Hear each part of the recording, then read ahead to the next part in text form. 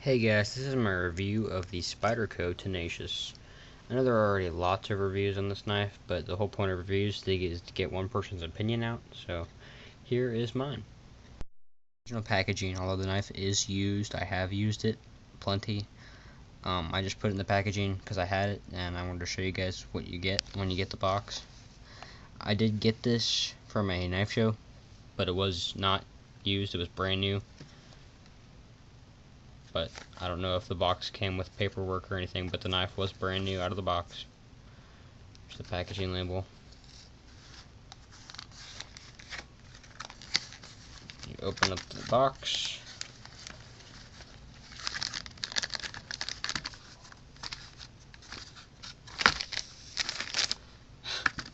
Get this nice foam lining, nothing else in there, nothing underneath. And you get a little plastic baggie, and then there the knife is inside the plastic. Look at the box real quick. It's got some stuff about Spyderco. Let you guys stop and read that. Just pause it. Okay. Spider symbol for the Spyderco. Made in, well, most of their knives, all their knives are distributed from Golden, Colorado, USA. Most of them are either made in USA or Japan. This is the only knife that I know of that is not made in either, at least by Spyderco. They have a line called the Cara knives. Byrd, B-Y-R-D. And those are all made by Spyderco, but they're under the licensing name of Byrd, and those are all made in China.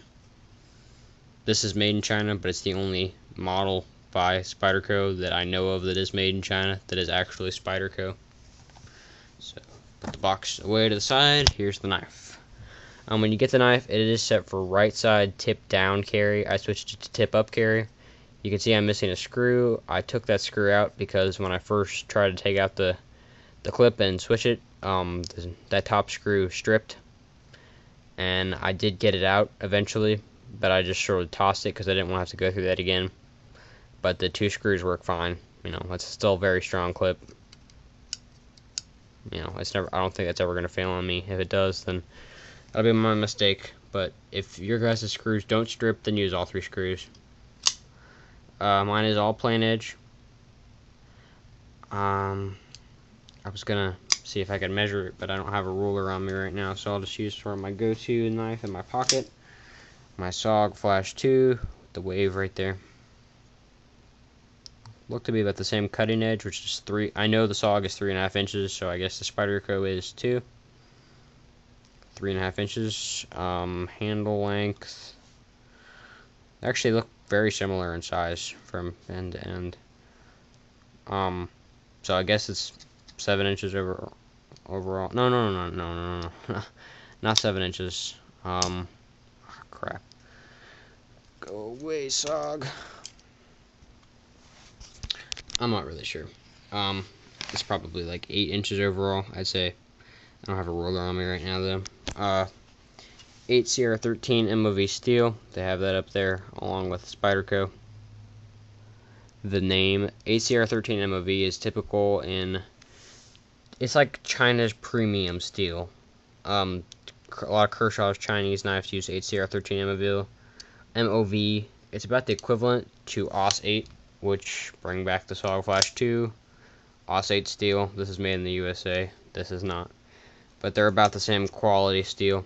This is shinier, but it's just different finish. This is like a satin finish. But yeah, holds an edge reasonable enough for EDC tasks. If it was tactical, then it really don't need it to hold an edge for very long because you're only going to use it hopefully once if it's tactical only. But most people have either an EDC and tactical or just EDC. Most people don't really carry tactical blades. I do sometimes, but not usually. Just because of where I live and the fact that I can't carry a gun because I'm not of age. But out-of-box sharpness is great. It is razor sharp. Hair popping easily. It still has the same edge. I've only used that a little bit. It's virtually 100% the same edge. I guess it's like 98% as sharp. I don't know. But it's very sharp. I don't have any paper right now to do a cutting test with. You know what? Actually, hold on a second. Let's go. I actually have some paper, and this is not, these previous cuts are not from the Spyderco. These are from another knife. So here's the Spyderco.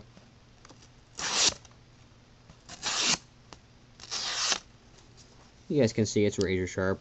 Really nothing to talk about there.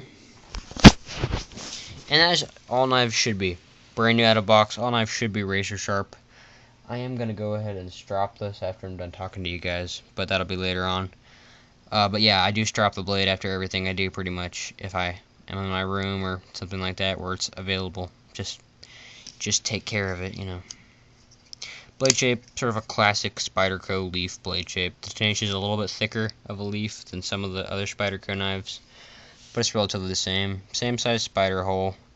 The video before this did have the wave, but I took that off because I don't really like it. I don't want to treat the blade like that. It does loosen up the pivot, and it's a sort of a little bit of an abuse of the knife if it's not already meant to be a wave knife.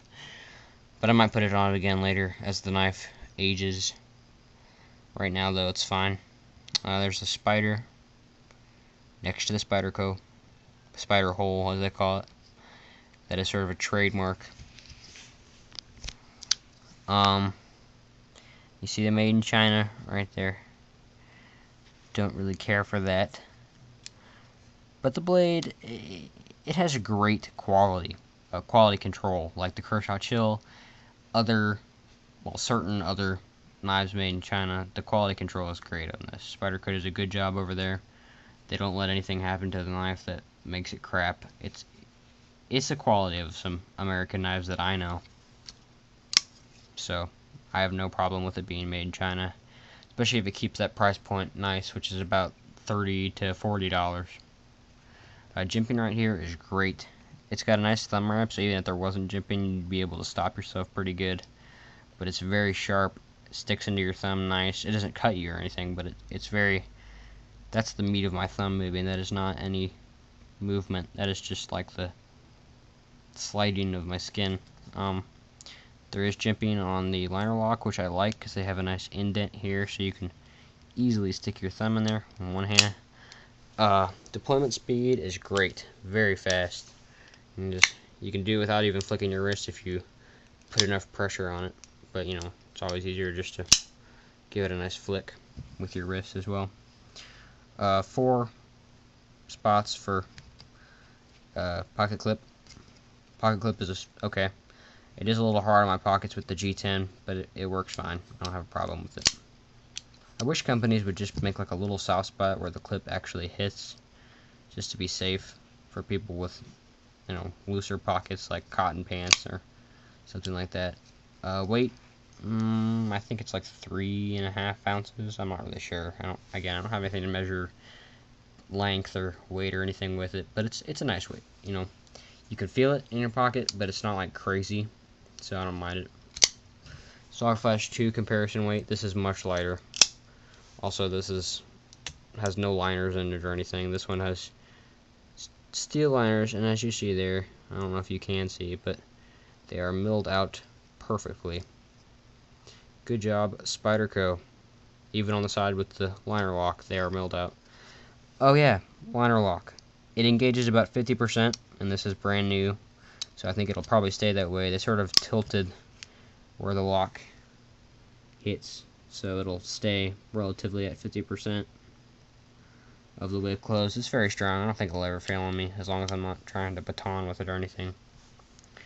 Overall, very nice knife. If you want to consider something different, go with a Kershaw Leak or a Sog Flash 2. That is my other comparison. Like, comment, subscribe. Still trying to get out there. There's the wave on the Sog Flash 2. Check that out. It is on my channel. There you guys go. The Spyderco Tenacious.